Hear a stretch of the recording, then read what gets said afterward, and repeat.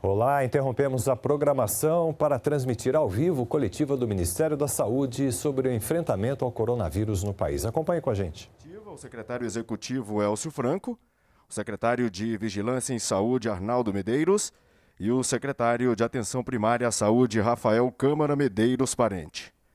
Lembramos que esta coletiva está sendo transmitida ao vivo pelas redes sociais do Ministério da Saúde e também pela TV Brasil. Após a apresentação, abriremos para as perguntas enviadas por jornalistas ao grupo de WhatsApp, que foi criado hoje pela assessoria de imprensa do Ministério da Saúde. Neste momento, passamos a palavra ao secretário Elcio Franco. Boa noite.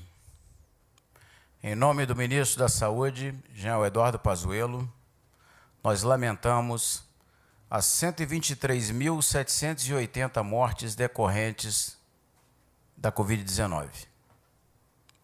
Ao mesmo tempo, nós ressaltamos que dos quase 4 milhões de infectados pelo coronavírus, nós atingimos um índice de mais de 80% de recuperados, com 3.210.405 recuperados da doença, o que mostra que o Brasil está vencendo essa guerra e que o SUS está mostrando a sua efetividade no combate à pandemia.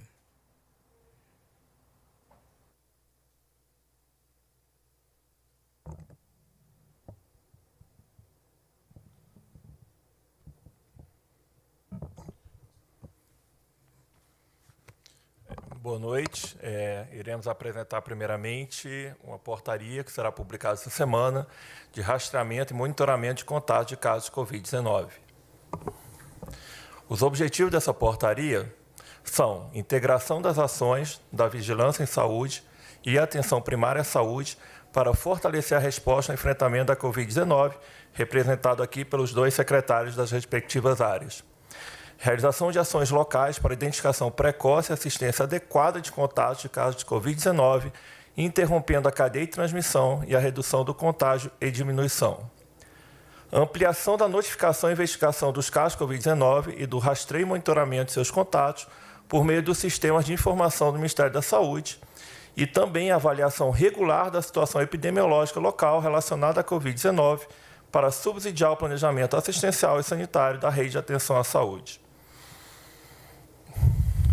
O investimento federal é de R$ 369 milhões, o recurso de custeio é diretamente para os municípios e o Distrito Federal. O valor por cada profissional é R$ 6.000 em parcela única. E esse quantitativo de profissionais por município, ele é feito baseado na lógica da população municipal, parâmetro de tipologia, seja urbana, adjacente ou remoto, pelo censo do IBGE.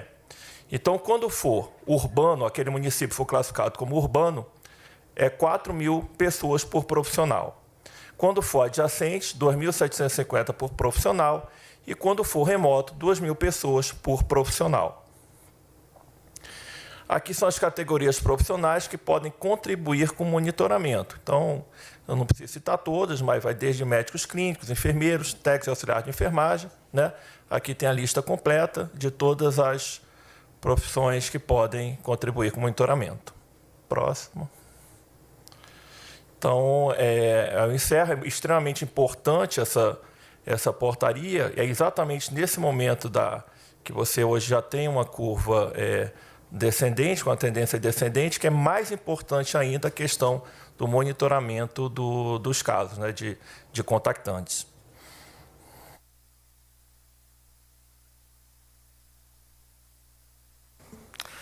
Boa noite a todos. Como sempre, na nossa semana, na quarta-feira, nós trazemos para o Brasil a situação epidemiológica da Covid-19. Próximo slide, por favor. Nós, como sempre, trazemos essa situação epidemiológica da Covid no mundo, né? A Covid hoje representa, nas Américas, 53%, né, em termos de casos, né? Na Ásia e no Oriente, no Sul, na Ásia Oriental, 17% do caso, na Europa 16%, no Mediterrâneo 8%, na África 4% e no Pacífico, no oeste do Pacífico, 2%. Isso prefaz no mundo de hoje um quantitativo de 25.602.665 casos de Covid-19 no mundo. Isso com dados do dia de hoje até às 12 horas. Enquanto que os óbitos perfazem um total de 852.758 óbitos.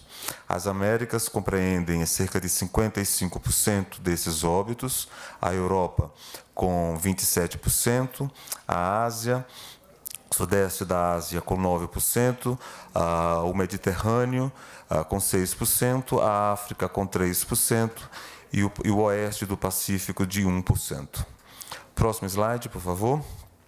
Em termos de casos confirmados da situação epidemiológica da Covid no mundo, na data de 2 de setembro, às 12 horas, nós temos, em termos de casos confirmados, os Estados Unidos continua, como o primeiro país no mundo com o maior quantitativo de casos, quase 6 milhões de casos.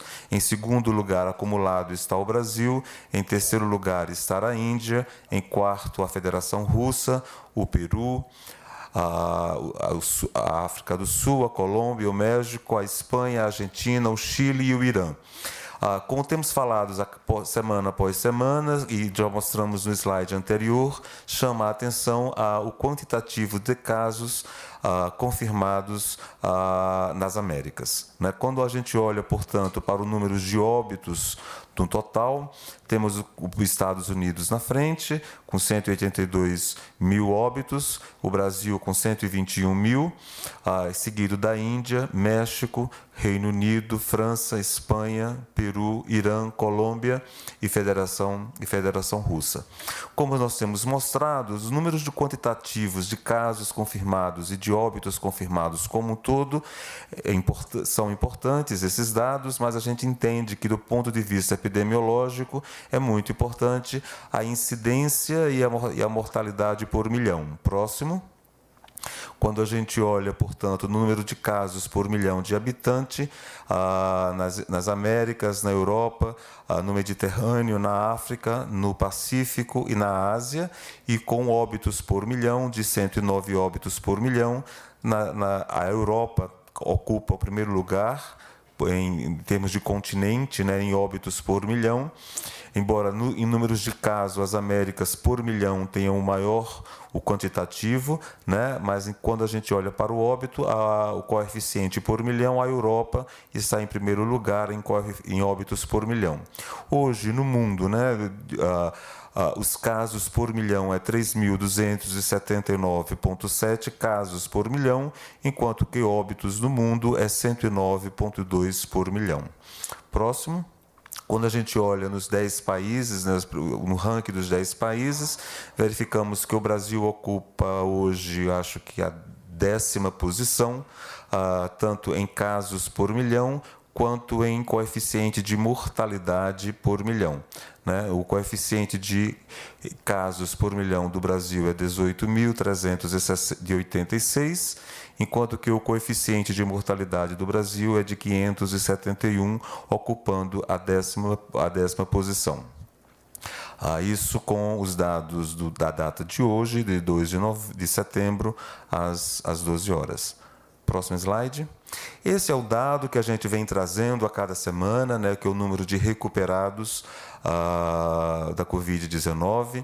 Temos no mundo inteiro 188 países com registro de Covid-19, 17,1 milhões de pessoas diagnosticadas com Covid no mundo estão recuperadas, e no Brasil a gente tem, portanto, 3.210.415, perfazendo quase 20% da população com Covid no mundo. No país, isso representa, como já foi dito anteriormente, mais de 80%. E, portanto, o Brasil se constitui o país hoje com 3.210.405 casos recuperados. Como temos reiterado semana após semana, este número lhe reflete, sim, o esforço do Sistema Único de Saúde, de todos os profissionais que labutam diuturnamente para salvar vidas, para tirar as pessoas dos seus leitos de hospital e garantir qualidade de vida a esses pacientes infectados.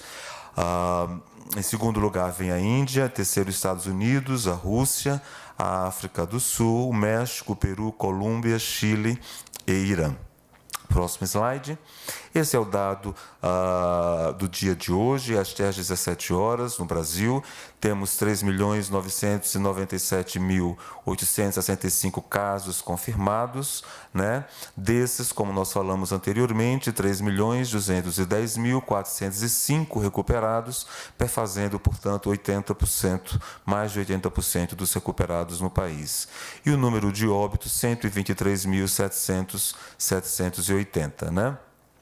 Nesse slide, nós, como sempre, mostramos, né, o número de casos acumulados e de óbitos acumulados por unidade da federação. Próximo slide. Esse é um slide que a gente está trazendo, mostrando, portanto, a curva de recuperação e de acompanhamentos e de óbitos por data de notificação no Brasil. Veja que na seta verde nós temos, portanto, a curva de recuperação do país, que vem semana após semana, data após data, em um crescente, né? O que representa, como foi falado anteriormente, mais de 80% da população, né, tendo apenas 663 mil pacientes em recuperação e desses 123.780 em óbito. Quando você olha a curva de óbito por data de notificação no Brasil, você veja que isso, a linha ela é mais ou menos retilínea, né, paralela ao eixo do X, né, mostrando, portanto, que a curva de recuperação ela tem uma ascendência extremamente relevante. Próximo slide. E, portanto, vamos apresentar os dados do Boletim Epidemiológico número 29. Esse Boletim Epidemiológico número 29 representa os dados da Semana Epidemiológica número 35, que foi da data de 23 a 29 de agosto, né, de 2020.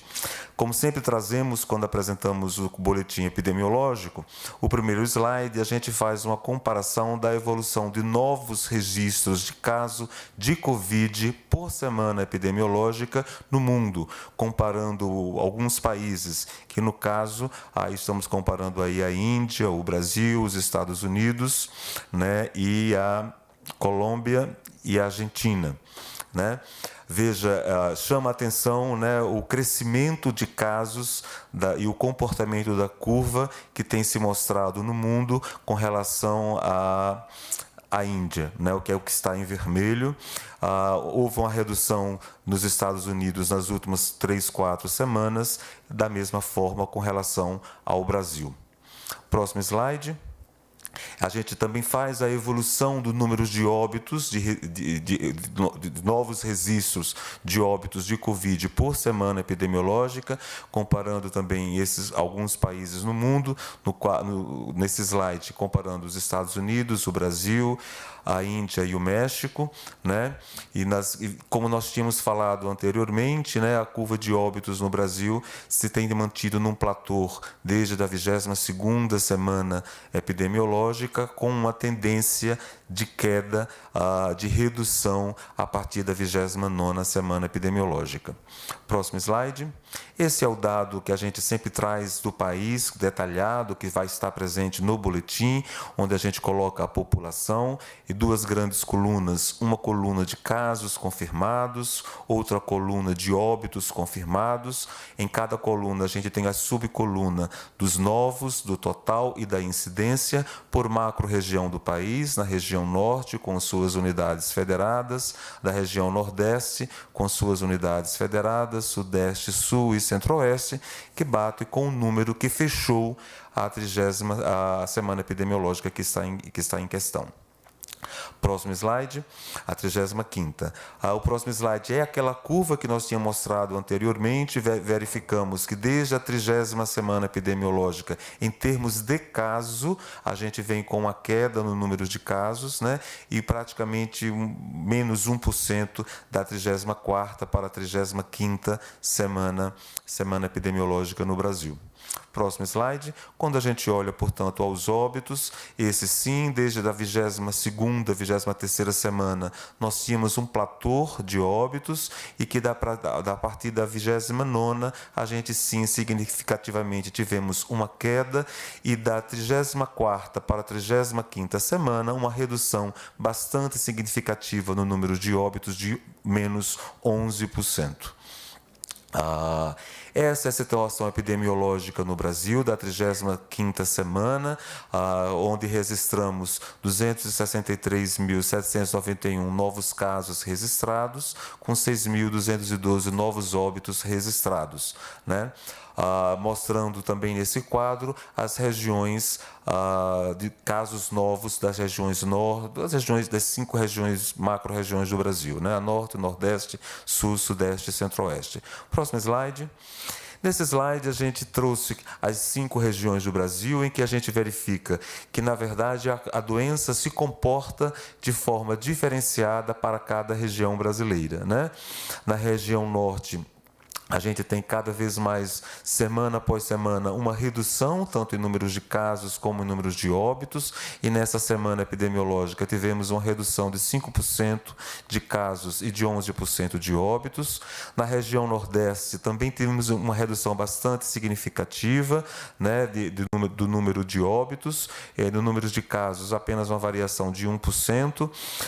Na região Sudeste também tivemos uma redução no número de óbitos. Na região Sul, uma região significativa de óbitos, de 16%, com um aumento de 15% dos casos, e na região Centro-Oeste, uma redução de 18% de óbitos, e, portanto, em todas as regiões do Brasil, na última semana epidemiológica, houvemos, sim, uma redução no número de óbitos. Próximo slide. Esse é um quadro que a gente sempre traz, né, a cada semana, com dois mapinhas do Brasil, o da esquerda mostrando a variação de casos entre a 34ª e a 35ª semana epidemiológica, e o mapa da esquerda com a variação de óbitos entre a 34ª e a 35ª, né? Nos estados que são pintados de verde, a gente tem uma redução, primeiro olhando com relação à variação de casos, tivemos redução em 11 unidades da federação, houve uma estabilização de 7, né? E muitas das estabilizações de 7 com variação muito pequena, né? E incremento no número de casos em 8 unidades da federação. Quando a gente olha para a variação de óbitos, a gente teve uma redução em 17 unidades da federação, uma estabilização em 7 unidades, e se você prestar atenção, muitas dessas estabilizações são estabilizações, digamos assim, negativas, com tendências à redução, e incremento apenas em 3 unidades da federação, no Tocantins, no Amapá e em Rondônia. Rondônia, né? Próximo slide.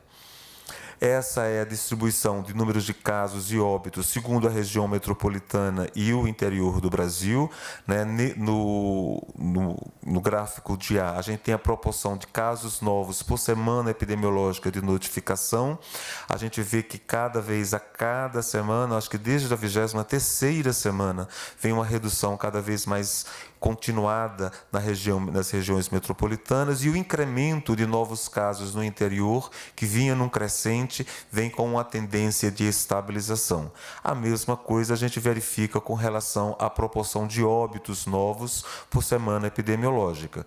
Quando nós olhamos para a região metropolitana, houve uma redução e uma tendência de uma estabilização, enquanto que na região do interior, um aumento nas semanas epidemiológicas, com uma tendência de estabilização no número de óbitos nas últimas 4 semanas epidemiológicas.